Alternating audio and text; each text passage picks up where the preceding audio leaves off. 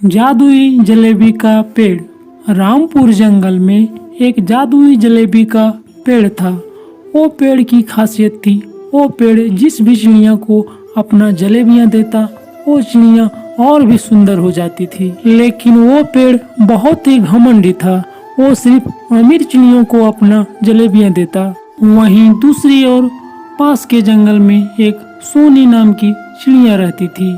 वो बहुत ही गरीब और बदसूरत थी। एक दिन की बात है, सोनी चिड़िया तालाब के पास जाकर रो रही थी। आखिर क्यों भगवान, क्यों मेरे को ही इतना बदसूरत क्यों बनाए। तभी वहाँ उसकी दोस्त मोनी चिड़िया आ जाती है और कहती है, अरे सोनी, तुम यहाँ इस जंगल में अकेले रो क्यों रही हो? बताओ हमें क्या हुआ। कुछ नहीं बहन, अपने नसीब पर रो रही हूँ।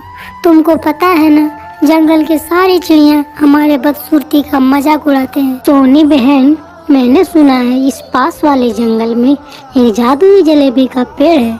अगर तुम इस पेड़ का जलेबी खा लोगी तो तुम बहुत ही सुंदर हो जाओगी। सच में बहन, ऐसा हो सकता है? अगर हो सकता है तो मैं कल ही उस पेड़ के पास जाऊंगी। अगले ही दिन सोनी चिड़िया सूरज निकलते ही उस जादुई पेड़ के पास चली जाती है और जादुई पेड़ से कहती है, पेड़ भैया, मुझे भी जादुई जलेबियाँ चाहिए। मैं बहुत गरीब और बदसूरत हूँ। जादुई पेड़ बहुत ही घमंडी था। वो सोनी चिड़िया को भला बुरा कहकर चुप करा देता है और कहता है, अरे वो बदसूरत चिड़िया, तुमको कहा ना कि मैं किसी गरीब चिड़िया को अपना जलेबियाँ नहीं देता। जाओ जाओ जाओ यहाँ से, तुमको एक बात समझ नहीं आता क्या? प्लीज पेड़ भैया, मेरे साथ ऐसा मत करो। मैं बहुत गरीब और बदसूरत हूँ।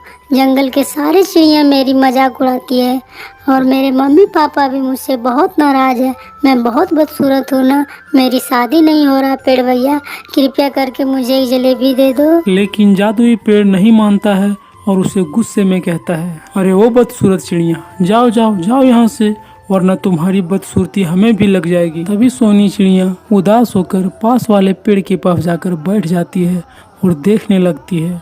तभी वहाँ एक अमीर कौवी आती है। अरे ओ पेड़ भैया, मैं पास वाले जंगल के चंपक सेठ की पत्नी हूँ।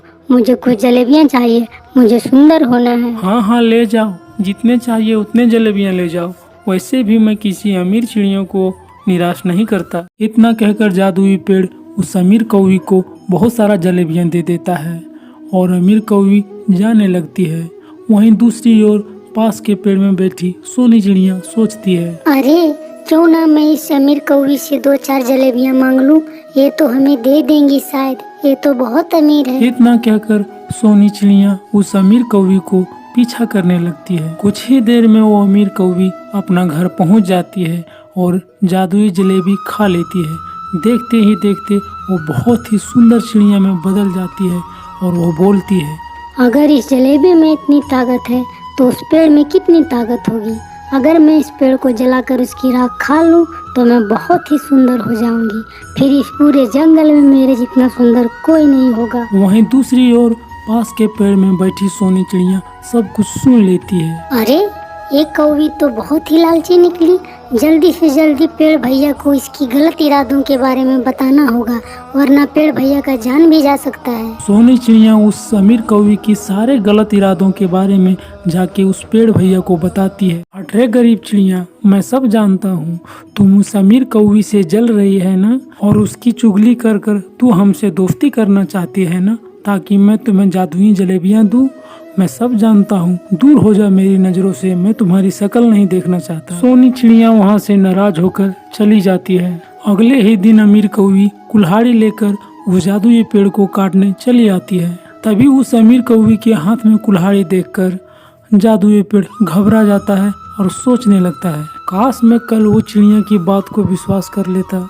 अमीर कौवी उस जादुई पेड़ को काटने ही वाली होती है, तभी वहाँ अचानक सोनी चिड़िया आ जाती है। अरे वो चिड़िया, तुम कौन हो? मेरा नाम सोनी है और मैं तुम्हारे सारे गलत इरादों से वाकिफ हूँ। इतना कहकर सोनी चिड़िया पेट्रोल से भरे गुब्बारे और जलाकर एक माचिस की तीली अमीर कौवी के ऊपर फेंक देती है और देखते ही देखते अमीर कौवी जल के राख हो जाती है। फिर जादुई पेड़ सोनी चिड़िया से माफी मांगता है और सोनी चिड़िया उसे माफ कर देती है।